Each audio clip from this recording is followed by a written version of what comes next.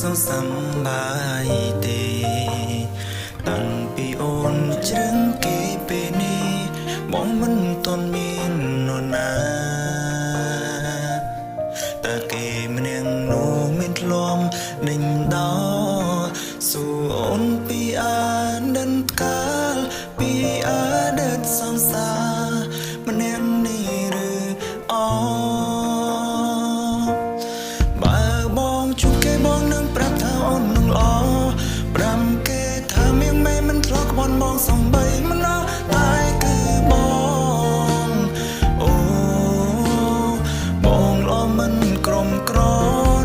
បើជួបគេបងនឹងប្រាប់ថាគេមានសំណាង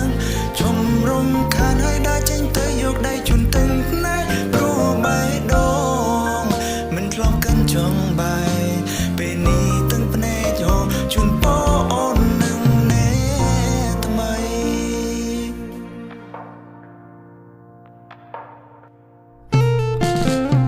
មួយរយនេះអូនសុខសប្បាយទេតាំងពីអូនជ្រឹងគេពេលនេះបងមិនទាន់មាននរណាតែគេម្នាក់នោះមិនធ្លាប់ដេញដោសួរអូនពីអតីតកាលពីអតីតសង្សារម្នាក់នេះឬអបើបងជួបគេបងនឹងប្រាប់ថាអូននឹងល្អប្រាំគេថាមៀងម៉ែមិនធ្លាប់ក្បត់បងសំបីមិនណោះតែគឺបងអូបងល្អមិនក្រំក្រន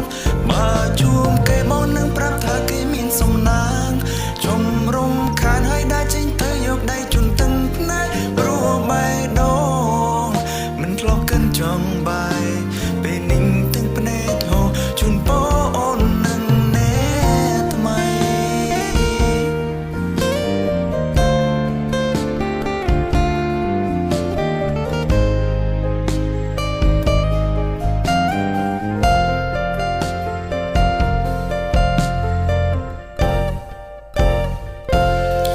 បើបងជួបគេបងនឹងប្រាប់ថាអូននឹងល្អ